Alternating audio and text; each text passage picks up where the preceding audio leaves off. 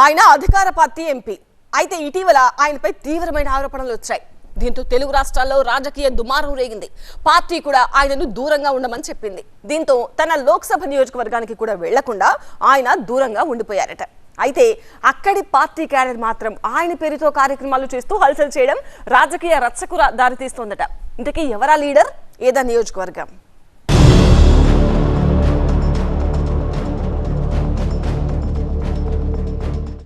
ఏలూరు లోక్సభ స్థానం పరిధిలో ఉన్న ప్రజలు గత ఎన్నికల్లో మాత్రమే పుట్టా మహేష్ పేరు విన్నారట.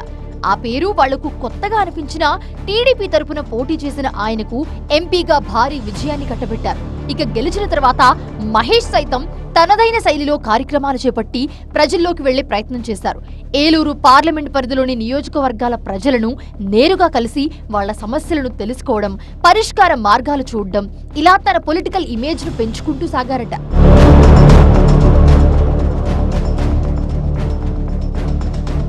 అయితే అనూహ్యంగా హైదరాబాద్ లో డ్రగ్స్ పార్టీలో పుట్టా మహేష్ పట్టుబడడం, ఆయనకు డ్రగ్స్ పాజిటివ్ అని తేలడంతో అది ఏపీ రాజకీయాలను కుదిపేసింది.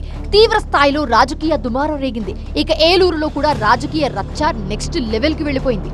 ఆయన్ను పదవి నుంచి తొలగించాలని వైసీపీ నేతలు డిమాండ్ చేశారు, ఆందోళనలు కూడా చేశారు. ఈ ఘటనపై ఎంపీ పుట్టా మహేష్ యాదవ్ నుంచి వివరణ తీసుకున్న టీడీపీ అధిష్టానం ఆయన్ను పార్టీ కార్యక్రమాలకు దూరంగా ఉండాలని ఆదేశించింది. దాంతో ఆయన కూడా సైలెంట్ అయ్యారు. ఈ ఘటన తర్వాత రోజులు వారాలు గడుస్తున్నా ఏలూరుకు ఎంపీ మహేష్ తిరిగి రాలేదు. దీంతో ఏలూరు టీడీపీ ఆఫీసులో స్తబ్దత కనిపిస్తోందట. ఏలూరు కేంద్రంగా రాజకీయాలు చేసేందుకు ఇంటి నిర్మాణం కోసం మహేష్ యాదవ్ భూమిని కొనుగోలు చేశారు. అదే సమయంలో ప్రత్యేకంగా కార్యాలయాన్ని నిర్వహిస్తూ ఉన్నారు. కానీ ఈ వివాదం తర్వాత ఎంపీ కార్యాలయం మొత్తం మూగపోయినట్లు అయిపోయిందట. అయితే ఈ మధ్య కాలంలో పుట్టా మహేష్ పుట్టినరోజు రావడంతో ఏలూరు ప్రాంత అభివృద్ధి ప్రదాత అంటూ ఎంపీకి మద్దతుగా టీడీపీ కార్యకర్తలు బ్యానర్లు కట్టారు. అదే సమయంలో పుట్టా సొంత సామాజిక వర్గం కూడా రంగంలోకి దిగి ఆయన పుట్టినరోజు వేడుకలను నిర్వహించింది.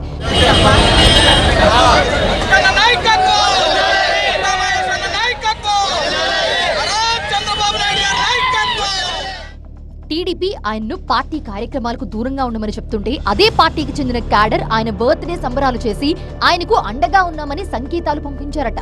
పార్టీ లైన్ కు విరుద్ధంగా ప్రవర్తించిన కార్యకర్తలపై టీడీపీ అధిష్టానం ఎలాంటి చర్యలు తీసుకోకపోవడం, వాళ్లకు కనీసం నోటీసులు కూడా ఇవ్వకపోవడం పార్టీలో చర్చకు దారితీసిందట. ఈ కేసు నుంచి తాను నిర్దోషిగా బయటపడతారని అనుచరులతో పుట్టా మహేష్ చెప్పినట్లు ప్రచారం జరుగుతోంది. అయితే కేసు తేలే వరకు ఆయన ఏలూరుకు రారా లేక మరికొన్నాళ్లలో తన కార్యాలయాన్ని యాక్టివ్ చేసి కార్యకర్తలకు అందుబాటులో ఉంటారా అనే దానిపై క్లారిటీ రావాల్సి ఉందంటున్నారు టీడీపీ నేతలు.